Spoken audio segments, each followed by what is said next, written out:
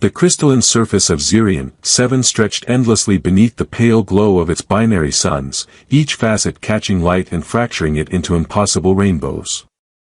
Dr. Sarah Blackwood adjusted her environmental suit's temperature controls for the third time in 10 minutes, though she knew the persistent chill had nothing to do with the moon's atmosphere and everything to do with what they'd found buried 3 meters beneath the surface. "You know, when I signed up for xenoarchaeology, I thought I'd be finding pottery shards and ancient cooking utensils," she muttered into her calm, carefully brushing crystalline dust from the artifact. "Not whatever this thing is." The collar, because that's what it had to be, despite its alien geometry, seemed to pulse with its own internal light. Veins of bioluminescent material threaded through metal that registered as completely unknown on her scanner. The patterns weren't random. They formed intricate loops and spirals that reminded her of neural pathways, or perhaps circuitry designed by someone who'd never heard of right angles.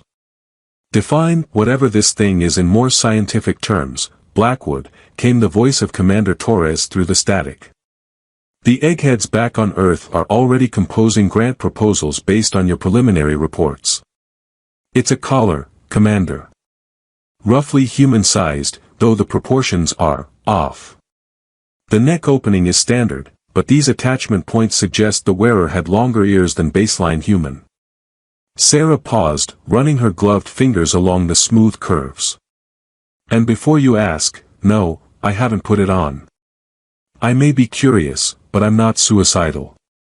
A new voice crackled through the comm, amused, melodic, with just a hint of an accent Sarah couldn't place.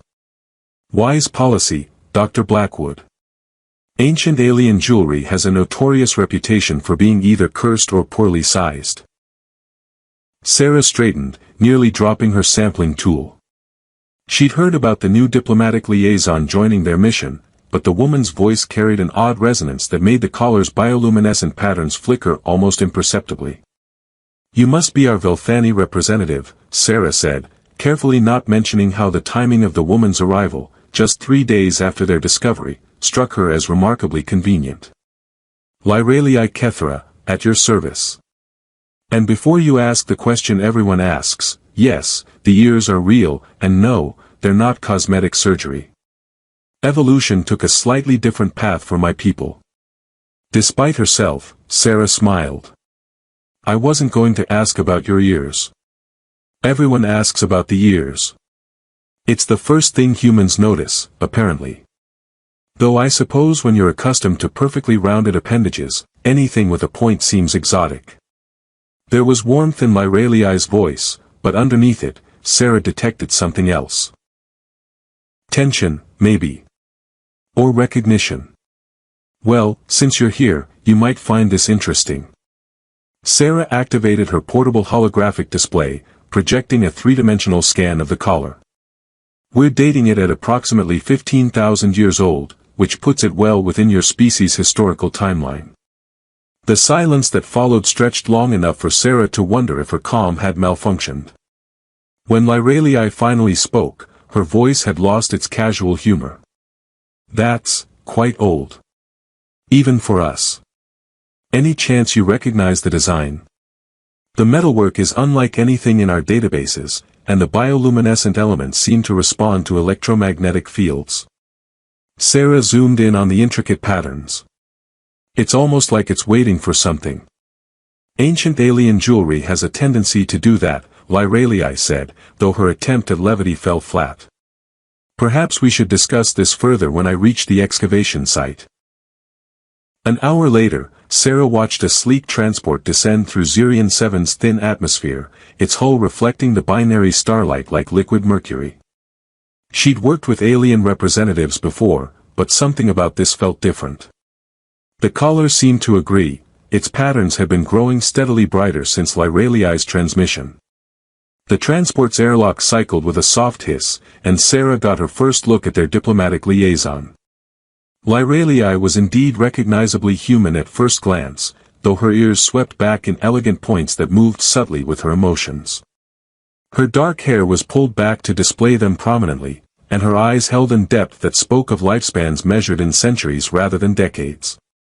What struck Sarah most was how Lyralii's gaze immediately found the collar, and how those expressive ears flattened slightly against her skull.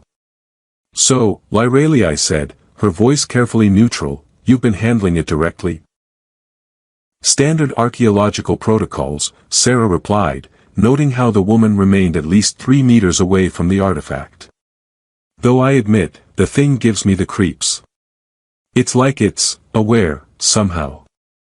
"Ancient technology often seems that way," Lyralii said quickly. "Especially when it's designed for purposes we don't understand." Sarah studied the alien woman's profile, noting the tension in her shoulders and the way her ears twitched almost imperceptibly. "You know what it is, don't you?" "I know what it might be," Lyralii admitted, finally stepping closer. "But I sincerely hope I'm wrong, because if I'm right, your discovery is going to complicate things considerably." The collar pulsed brighter, its patterns shifting in response to Lyralii's proximity. Sarah reached for her scanner, then paused as she noticed something else. The bioluminescent veins were now pulsing in perfect synchronization with both their heartbeats.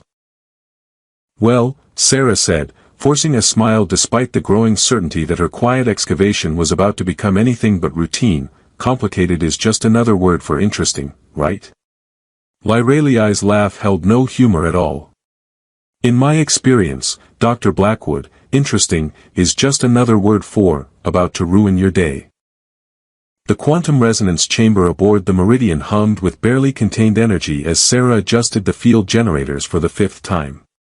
3 weeks had passed since Lyralii's arrival, and despite the alien woman's obvious discomfort around the collar, she'd proven surprisingly helpful in deciphering its basic structure.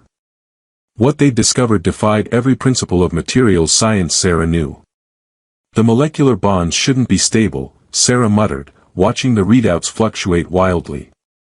"According to our models, this metal should have disintegrated millennia ago." "Perhaps your models need updating," Lyralii suggested from her position across the lab, maintaining what had become her standard 3-meter distance from the artifact. "My people gave up trying to understand some technologies long before we achieved interstellar flight. Some things are better left as mysteries."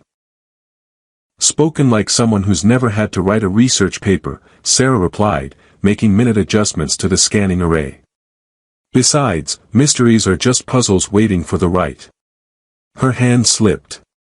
The moment her bare skin contacted the collar's surface, the world exploded into light. Energy cascaded through the chamber's sensors, overloading half the monitoring equipment and triggering every alarm on the ship. But Sarah barely noticed the chaos around her because something far more immediate demanded her attention. Lyralii had gasped. Not the polite intake of breath that might accompany surprise, but a deep, shuddering sound that seemed to come from somewhere much deeper than her lungs. The alien woman had gone completely rigid, her pointed ears flushed a darker shade, and her eyes were fixed on the collar with an expression Sarah couldn't identify. "Well," Sarah said, trying to ignore how her hand was now tingling where it had touched the metal, "that was dramatic." The collar had transformed. What had been simple bioluminescent patterns were now complex holographic displays spiraling upward from its surface. Symbols danced in the air, shifting and rearranging themselves in configurations that hurt to look at directly. And through it all, Sarah could feel something, a presence, warm and alien, pressing gently against her thoughts. "You need to let go," Lyralii said, her voice strained. "Please." "I'm trying," Sarah replied, discovering that her hand seemed fused to the metal surface. "It's not exactly cooperating." "Of course it's not," Lyralii muttered, and Sarah caught what sounded suspiciously like cursing in a language that made her teeth itch. Typical Velthani engineering. Always has to be melodramatic. "You recognize the symbols," Sarah observed, noting how the holographic displays were causing Lyralii to edge even further away. "I recognize the general theme, yes. Though I was rather hoping I was wrong." Lyralii's ears drooped slightly. "Those are bonding glyphs, Dr. Blackwood. Very, very old bonding glyphs." "Bonding as in, marriage counseling?" "Bonding as in, until death do us part and possibly somewhat beyond that, depending on your species' theological inclinations." Lyralii ran a hand through her hair, disturbing the careful arrangement that usually displayed her ears proudly. The ancient Velthani were thorough in their approach to romantic commitment. Sarah would have nodded, but her hand was still attached to what was apparently an alien wedding ring of unusual persistence. So this thing thinks I'm married to someone. Not someone. Something. Lyralii pointed at a particularly complex symbol that was now pulsing in rhythm with Sarah's heartbeat. That glyph indicates an incomplete bond. The collar has registered your biometric signature, but it's searching for its complement. Its complement? The other half of the bonding pair. Lyralii's voice had gone very quiet. The collar was designed to link two individuals at a neural level. It's quite romantic, actually, in a completely terrifying way. The symbols shifted again, and Sarah felt that alien presence in her mind grow stronger. Images flickered through her consciousness, starlight filtered through crystal, voices singing in harmonies that human throats couldn't produce, and underneath it all, a profound sense of longing that wasn't her own. "This is fascinating," Sarah said, managing to keep her scientific excitement from overwhelming her growing concern about her apparently permanent attachment to alien matrimonial jewelry. The neural interface technology alone could revolutionize our understanding of consciousness transfer. "Yes, well, try to contain your enthusiasm until we figure out how to detach you from it," Lyralii said dryly. Bonding collars were designed to be permanent. The ancient Velthani took their romantic commitments very seriously. How seriously are we talking? Well, divorce typically required at least one party to be deceased. Sarah absorbed this information while watching the holographic symbols continue their mesmerizing dance. That does seem like it might complicate things, yes. The good news, Lyralii continued, moving to the lab's computer terminal while maintaining her careful distance, is that the collar is only half activated. Without its intended partner, it should eventually release you. Eventually. Give or take a few decades. Decades? Velthani courtship traditionally involved very long engagements. Lyralii's fingers flew over the keyboard, calling up data streams Sarah couldn't read. Though I suppose from your perspective, it's more like being temporarily married to a very persistent piece of jewelry. The collar pulsed brighter, and Sarah felt amusement that definitely wasn't her own ripple through her consciousness. I think it just laughed at us. Wonderful. A collar with a sense of humor. Lyralii paused in her typing. Dr. Blackwood, I need to ask you something, and I need you to answer honestly. Given that I'm apparently bound to an alien wedding ring that may or may not be sentient, honesty seems like the least of our problems. Have you been experiencing any unusual sensations since touching the collar? Dreams, perhaps, or emotions that don't feel entirely your own? Sarah considered the question, thinking about the longing she'd felt and the strange warmth that had been growing in her chest since the contact. Maybe. Why? Lyralii's ears flattened against her skull again. Because if the collar is responding to you the way I think it is, we're dealing with something far more complicated than ancient alien jewelry. More complicated how? More complicated as in the collar doesn't just think you're married, Dr. Blackwood. It thinks it's found the other half of a bond that was never completed. Lyralii's voice carried a weight Sarah didn't understand.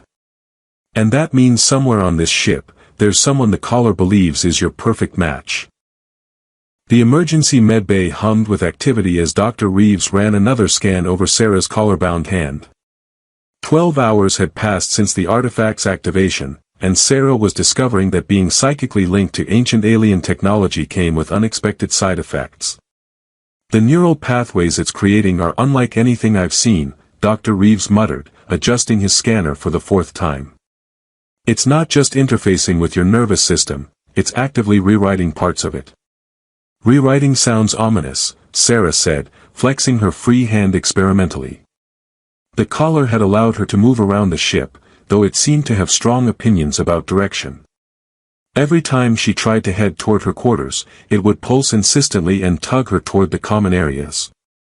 Please tell me it's not turning me into some kind of alien hybrid. Not exactly, Dr. Reeves replied, though his tone suggested the reality wasn't much better. It appears to be enhancing your sensory perception and creating new neural connections. Almost like it's preparing you for some kind of interface. With what? Before Dr. Reeves could answer, the collar flared brightly and Sarah felt a sudden, overwhelming urge to turn around. She found herself facing Lyralii, who had just entered the medbay carrying a steaming cup of what smelled suspiciously like coffee. "How are you feeling?" Lyralii asked, though she maintained her usual careful distance.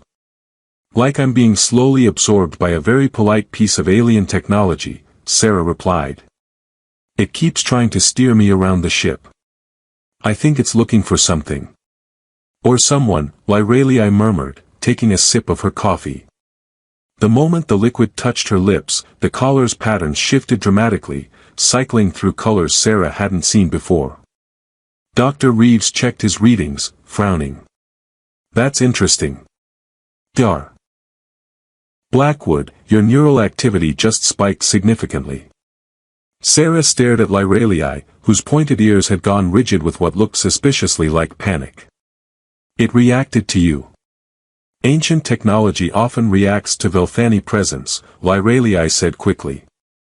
"We have a higher baseline bioelectric field than humans." "Aha."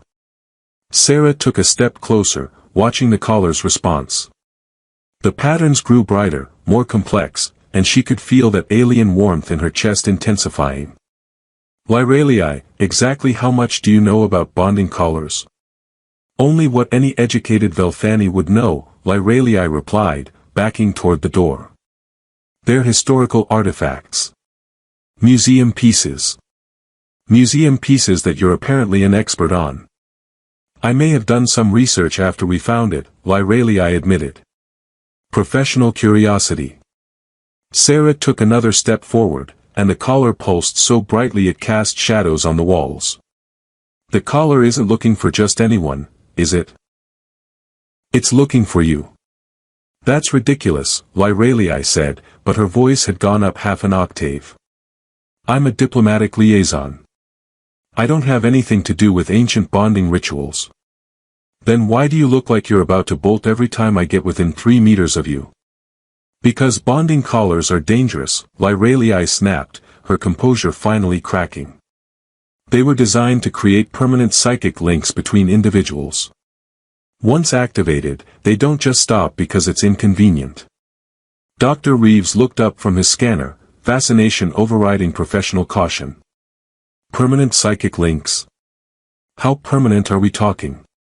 "The kind that typically outlasts the heat death of the universe," Lyralii said grimly. "The ancient Velthani believed that true bonds transcended physical existence."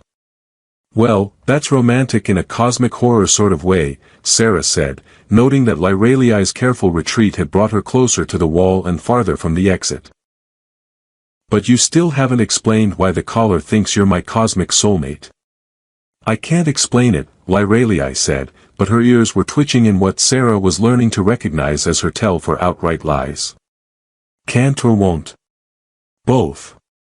The collar pulsed again, and Sarah felt a sudden rush of emotion that definitely wasn't her own, longing, fear, hope, and underneath it all, a bone-deep loneliness that made her chest ache. She looked at Lyralii and saw her own surprise reflected in the alien woman's expression. "You felt that too," Sarah said softly. "I don't know what you're talking about," Lyralii whispered, but her hand had risen unconsciously to her throat. "Dr. Reeves," Sarah said, not taking her eyes off Lyralii, "could you scan her please?" "I don't think that's necessary," Lyralii said quickly. "Actually, it might explain a lot," Dr. Reeves said, already adjusting his equipment. "If the collar is designed to link two individuals, there should be corresponding neural activity in both parties when they're in proximity." "I really don't think," Lyralii began, but Dr. Reeves had already activated the scanner. The readout made him drop his equipment. "Well," he said after a moment of stunned silence, "that's unprecedented." "What is it?" Sarah asked, though the collar's increasingly frantic pulsing suggested she already knew. "Ms. Kethra's neural activity is perfectly synchronized with yours, Dr. Blackwood. Not similar, identical. Down to the quantum level. Dr. Reeves retrieved his scanner with shaking hands.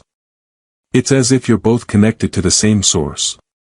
Sarah looked at Lyralii, who had gone very pale despite her darker complexion. Want to try that explanation again? Lyralii slumped against the wall, her carefully maintained diplomatic composure finally crumbling entirely. The collar isn't just any bonding device, she said quietly. It's a heart lock. A what now? A heart lock.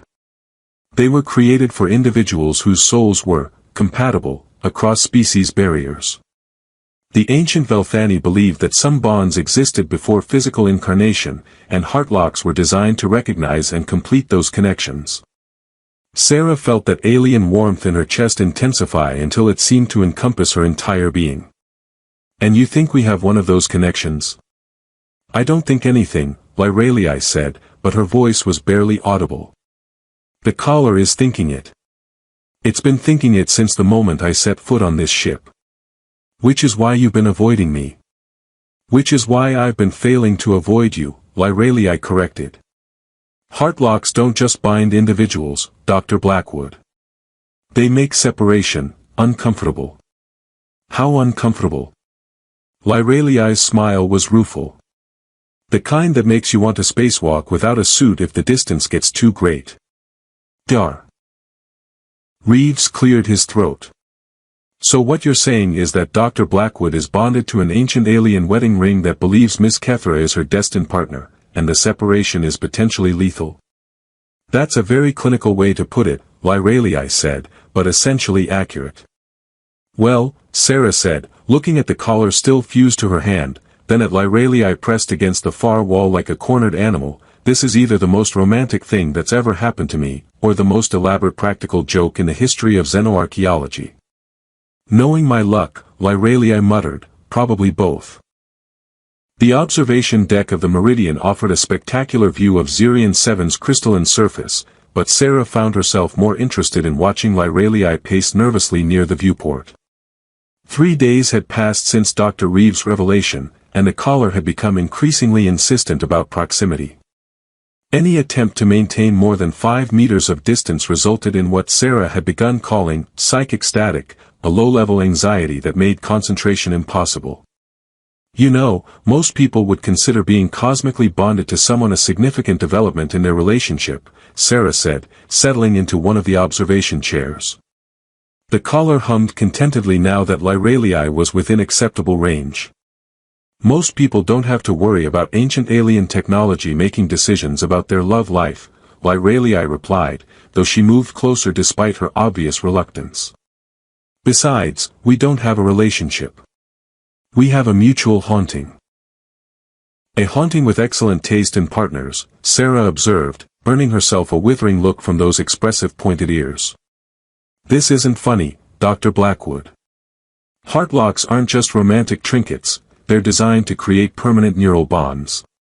Once fully activated, we'd share not just emotions but memories, thoughts, even dreams. Lyralii's pacing intensified. Do you have any idea how invasive that is? About as invasive as having an alien artifact fused to your hand, I imagine, Sarah said mildly. Though I admit, the thought of sharing dreams is either terrifying or fascinating, depending on what you dream about. I dream about mathematical equations, Lyralii said defensively. Really? What kind? Quantum mechanics, mostly. Sometimes I work through propulsion calculations in my sleep. Lyralii's ears drooped slightly. It's very boring. I dream about mathematical equations too, Sarah said, surprised. Specifically, I've been dreaming about quantum entanglement theories that I'm pretty sure don't exist yet. Lyralii stopped pacing. What kind of entanglement theories? Consciousness bridging across dimensional barriers. Very theoretical stuff that makes no sense when I'm awake. Sarah tilted her head. Why do you look like you've seen a ghost? Because those theories do exist, Lyralii said slowly. They're part of advanced Velthani physics. The kind that's classified even among my own people. The collar pulsed brighter, and Sarah felt a rush of excitement that definitely wasn't entirely her own. We're already sharing knowledge, aren't we? It would appear so, Lyralii admitted, finally settling into the chair beside Sarah. The moment she sat down, the collar's patterns shifted to a warm, steady glow that felt remarkably like contentment. Though I have to say, your subconscious has excellent taste in theoretical physics. Your subconscious isn't bad either, Sarah replied. Though I could do without the recurring dream about being chased by sentient geometric shapes. Those aren't dreams, Lyralii said with a straight face. That's just a typical Tuesday on Velthani Prime. Despite everything, Sarah laughed. Seriously? No, but you should see your expression right now. Lyralii's smile was the first genuine one Sarah had seen from her. Though we do have some rather aggressive local wildlife that resembles angry dodecahedrons. Now I can't tell if you're joking or not. Welcome to interspecies relations, Lyralii said. Half the time, neither can we. The collar pulsed again, and Sarah felt something shift in her perception. The observation deck seemed brighter somehow, colors more vivid, and she could swear she was picking up sounds beyond normal human range. Is the collar enhancing my senses? She asked. Probably. Heart locks are designed to gradually synchronize the bonded individual's capabilities. You're likely developing enhanced hearing and vision to match Velthani baselines. Lyralii paused. On the bright side, you'll never need reading glasses. And on the less bright side, you'll start hearing conversations from 3 decks away, which makes privacy somewhat challenging. Lyralii's expression grew more serious. Sarah, there's something else you should know about heart locks. More good news. They're not just activated by compatible individuals. They're activated by individuals who are already partially bonded. Lyralii's voice dropped to barely above a whisper. The collar didn't create our connection, it recognized one that already existed. Sarah felt the warmth in her chest intensify, along with a growing certainty that felt both alien and familiar. You mean we were already connected somehow? The theories suggest that some bonds exist across time and space, waiting for the right circumstances to manifest. Heart locks were designed to detect and complete those connections. Lyralii's ears twitched nervously. Which means that everything we're feeling, everything that's happening between us, it was always going to happen. Destiny.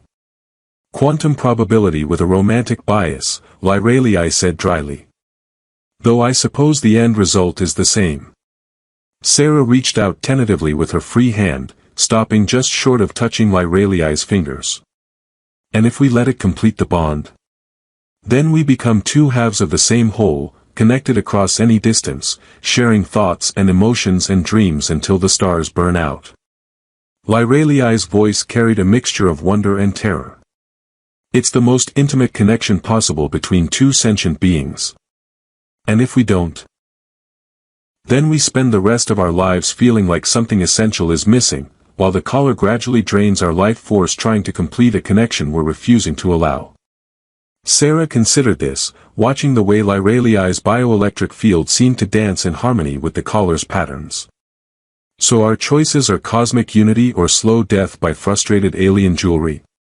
That's, actually a remarkably accurate summary, yes. Well, Sarah said, finally bridging the gap to take Lyralii's hand in her free one, when you put it like that, the choice seems obvious. The moment their skin touched, the collar exploded into brilliance, and Sarah felt Lyralii's presence in her mind as clearly as her own thoughts. Along with the expected flood of emotions, she caught fragments of memory. Loneliness stretching across centuries, the weight of diplomatic isolation, and underneath it all, a desperate hope that had been carefully buried for so long Lyralii had almost forgotten it existed. Well, Lyralii said, her mental voice carrying amused resignation alongside growing wonder, I suppose there are worse ways to spend eternity than being bonded to a brilliant xenoarchaeologist with questionable decision-making skills. Hey, Sarah replied, discovering that thinking directly to someone else was remarkably natural, my decision-making skills got us this far. Your decision-making skills got you permanently attached to an alien wedding ring. Your point. Through their new connection, Sarah felt Lyraliai's laughter like sunlight breaking through storm clouds, warm and bright and absolutely worth whatever complications lay ahead. 6 months after the Heartlock's full activation, Sarah stood in the newly established Velthani Human Cultural Exchange Center on Luna Station, watching Lyraliai attempt to explain quantum entanglement to a room full of fascinated diplomats using what appeared to be interpretive dance.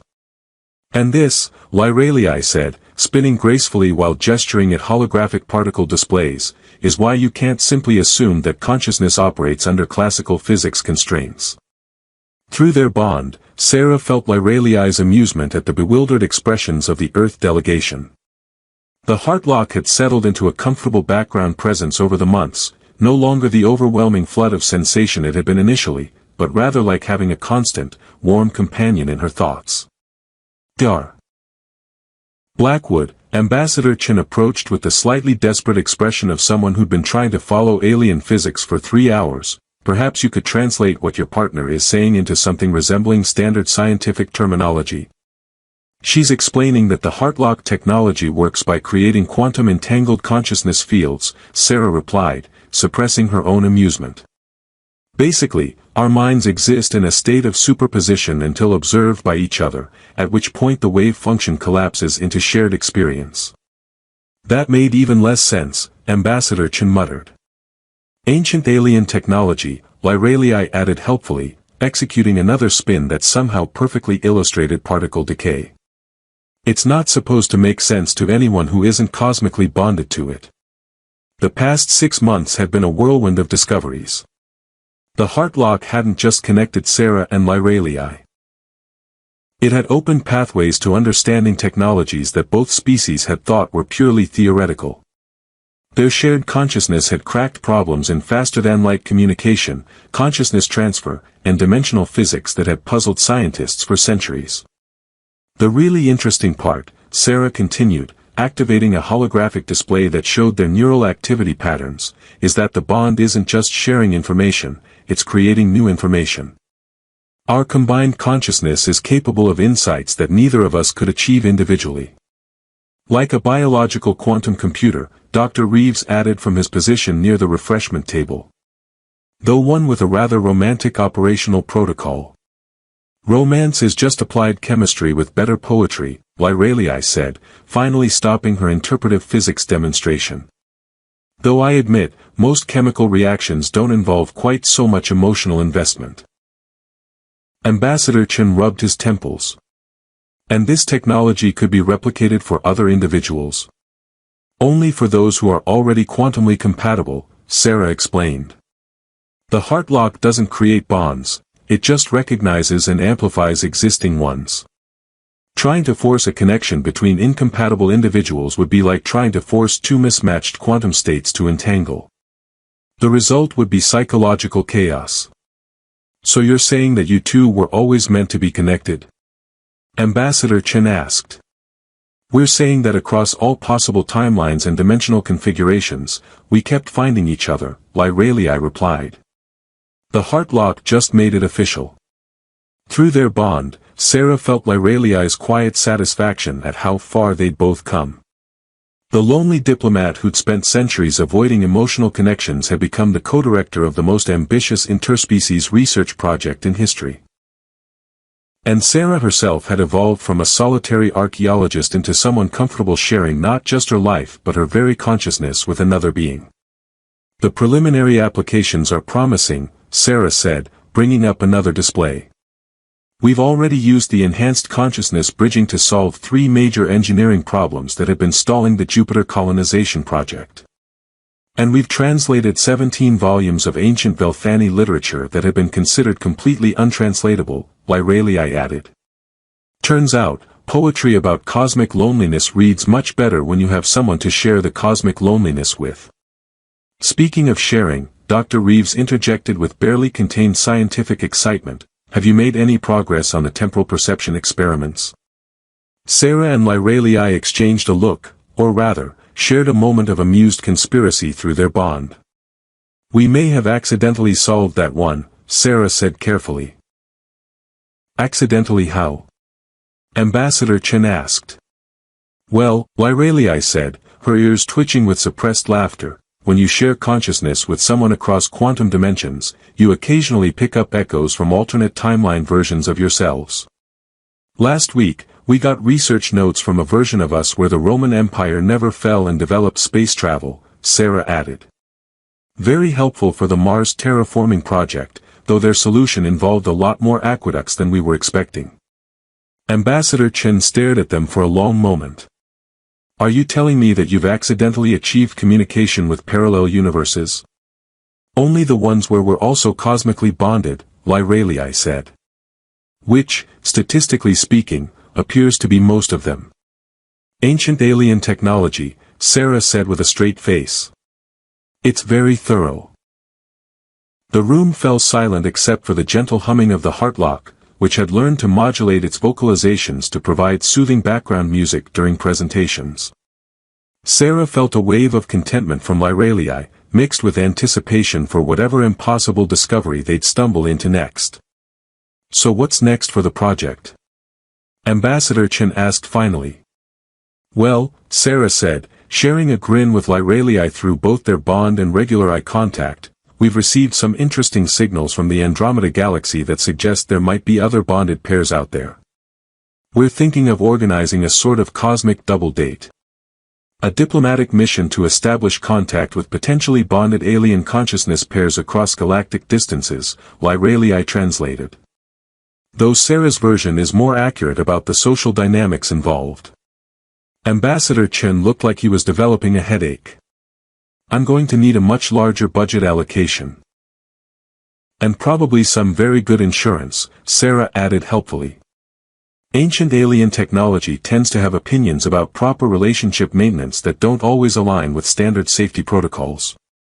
Through their bond, she felt Lyralii's warm laughter mixing with her own, along with the quiet certainty that whatever adventures lay ahead, they'd face them together, across time, space, and dimensions, exactly as they always had and always would.